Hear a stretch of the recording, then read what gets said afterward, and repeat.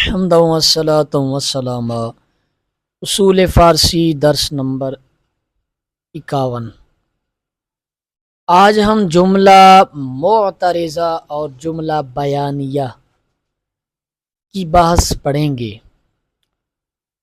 سادے لفظوں میں جملہ معترضہ وہ ہوتا ہے جو کلام کے درمیان آ جاتا ہے اور اس کا ما قبل اور ما بعد سے کوئی ربط اور تعلق نہیں ہوتا، اور اگر اس کو کلام سے ہٹا دیا جائے تو مفہوم میں کوئی فرق نہیں آتا۔ جملہ معترضہ وہ جملہ ہے جو کسی جملہ کے درمیان میں واقع ہو، جیسے یار من چشم بد دور خوبست۔ جملہ معترضہ کو انہوں نے قوسین میں لکھا ہے، میرا دوست شالہ بری نظر سے محفوظ رہے خوبصورت ہے۔ اب یہ درمیان میں جو دعا دے دی ہے، اگر یہ نہ دیتے تو بھی مفہوم میں فرق نہ آتا، مبتدا خبر مل کر جملہ مکمل ہو جاتا، لیکن انہوں نے یہ جملہ لایا تو یہ جملہ معترضہ ہے۔ یار من مرکب اضافی ہو کر مبتدا، خوب خبر اس سینت رابطہ، مبتدا خبر مل کر جملہ اسمیہ خبریہ ہوا، اور درمیان والا جملہ معترضہ ہے جس کی ترکیب جملہ دعائیہ ہم گزر چکی ہے۔ جملہ دعائیہ معترضہ کی جو ترکیب ہوگی اس کو ما قبل یا ما بعد سے جوڑنا نہیں ہوتا، بلکہ اس جملے کی اپنی ترکیب کر کے اس کو جملہ معترضہ کہہ کر چھوڑ دیا جاتا ہے۔ آگے ہے جی جملہ بیانیہ۔ وہ جملہ ہے جو کسی اسم کا بیان واقع ہو، اس جملہ پر کہ بیانیہ یا تا بیانیہ آتا ہے، اور یہ جملہ جس اسم کا بیان واقع ہوتا ہے اس کو مبین کہتے ہیں۔ مبین اور جملہ بیانیہ مل کر ایک کلمہ کا حکم رکھتے ہیں، یعنی مبتدا یا خبر یا فاعل یا مفعول یا مضاف الیہ یا حرف جار کا مجرور ہوتے ہیں۔ یعنی کہ یہ بتانا چاہ رہے ہیں، ایک تو انہوں نے بات یہ بتائی ہے کہ جملہ بیانیہ وہ جملہ ہوتا ہے جو کسی اسم کی وضاحت کرتا ہے، کسی اسم کو بیان کرتا ہے، اور اس جملے کے شروع میں کہ بیانیہ یا تا بیانیہ ان میں سے ایک ضرور آتا ہے۔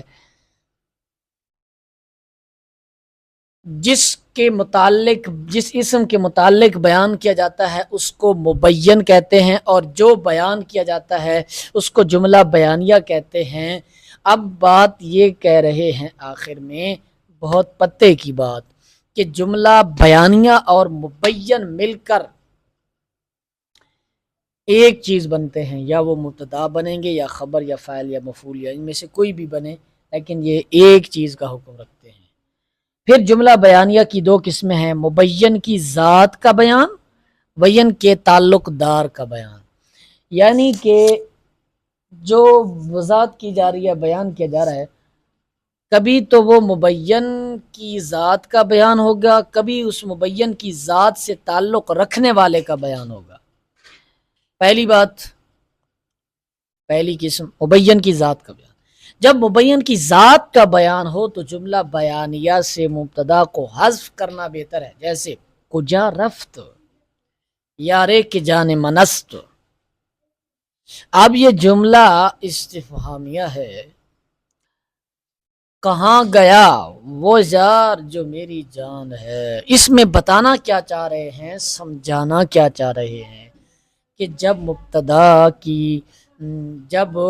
مبین کی ذات کا بیان ہوگا، دو قسموں میں سے مبین کی ذات کا بیان ہوگا تو جملہ بیانیہ سے مبتدا کو حذف کر دیں گے، کجا رفت یارے۔ یاد رکھیں جیسے ہم نے پہلے پڑھا ہے، جملہ بیانیہ کے یا تا بیانیہ کے بعد آتا ہے، تو کہ جان منست، یہ جان منست یہ جملہ بیانیہ ہے۔ جان منست یہ اب جملہ کامل تو نہیں ہے، یہ تو صرف خبر ہے، مبتدا یہاں معذوف ہے، وہ کیا ہے؟ او جان منست، او مبتدا معذوف ہے۔ ترکیب یہ آ بھی سکتا ہے، لا بھی سکتے ہیں اور نہیں بھی لا سکتے۔ ترکیب یارے مبین کاف بیانیہ او مبتدا جانے من مرکب اضافی ہو کر خبر مبتدا بخبر جملہ اسمیہ خبری ہو کر بیان ہوا، مبین بیان مل کر فاعل ہوا رفت فعل کجا کلمہ استفہام مفعول فی ظرف مکان کی آپ نے تعریف یہ پڑھی تھی کہ جس جگہ فعل واقع ہو، جہاں فعل واقع ہو، وہ مخصوص الفاظ تھے، لیکن بعض اوقات اس طرح جو ہے وہ دیگر ادات یا کلمات بھی مفعول فی بن سکتے ہیں۔ فعل اپنے فاعل و مفعول فی سے مل کر جملہ فعلیہ انشائیہ، انشائیہ کیوں کہا کہ جملہ استفہامیہ بن رہا ہے، سوالیہ جملہ بن رہا ہے، اور انشاء استفہام جو ہے یہ انشاء کی قسم ہے۔ آگے مبین کے تعلق دار کا بیان، جب مبین کے تعلق دار کا بیان ہوگا تو مبتدا کو حذف نہیں کرتے، بلکہ جملہ بیانیہ میں ایک ایسی ضمیر آتی ہے جو اسی مبین کی طرف پھرتی ہے، جیسے رفیق کے من سواریست کے اسپش کو میں تست، میرا دوست ایسا سوار ہے جس کا گھوڑا سیاہ ہے۔ اب یہاں مبتدا کو حذف نہیں کیا گیا، بلکہ اسپش یہ دونوں مل کر اسپش گھوڑا اور شین ضمیر مضاف الیہ یعنی مجرور متصل، یہ دونوں مل کر ہی مبتدا بن گئے، یہاں مبتدا محذوف نہیں ہے، لیکن جو بات انہوں نے کی ہے کہ اس صورت میں ایسی ضمیر ہوگی جو مبین کی طرف لوٹے گی، تو اس میں شین ضمیر جو ہے وہ سوار کی طرف لوٹ رہی ہے، سوار کی طرف، ایسا سوار، جو ایسا سوار، جو کلام سے ہی واضح ہے، اردو ترجمہ سے ہی سمجھ آ رہی ہے اس بات کی ترکیب۔ رفیق من مبتدا سوار مبین کاف بیانیہ اسب مضاف شین ضمیر مجرور متصل مضاف الیہ جو لوٹ رہی ہے سوار مبین کی طرف مضاف الیہ مل کر مبتدا کمیت خبر اس سین تے رابطہ مبتدا خبر جملہ اسمیہ خبری ہو کر بیان ہوا، مبین کا بیان مل کر خبر مبتدا خبر جملہ اسمیہ خبری ہو۔ یہ آسان ہے، واضح ہے، اس میں کوئی پیچیدگی کی بات نہیں ہے۔ کاف کا مسئلہ ہے تو کاف کو بیانیہ کہہ دیں گے، بعد والا جملہ بیان بن جائے گا، مبین بیان مل کر خبر بن جائے گا، دا خبر مل کر جملہ اسمیہ خبریہ بن جائے گا۔ آگے 3-4 فوائد ذکر کیے انہوں نے، وہ سماعت فرمائیے۔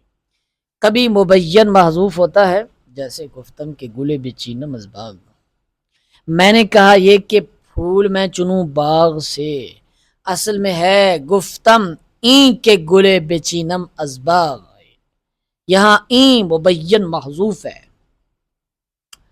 بعد میں جو جملہ آ رہا ہے گلے بچینم از باغ، میں پھول باغ سے پھول چنوں، یہ کس چیز کا بیان ہے؟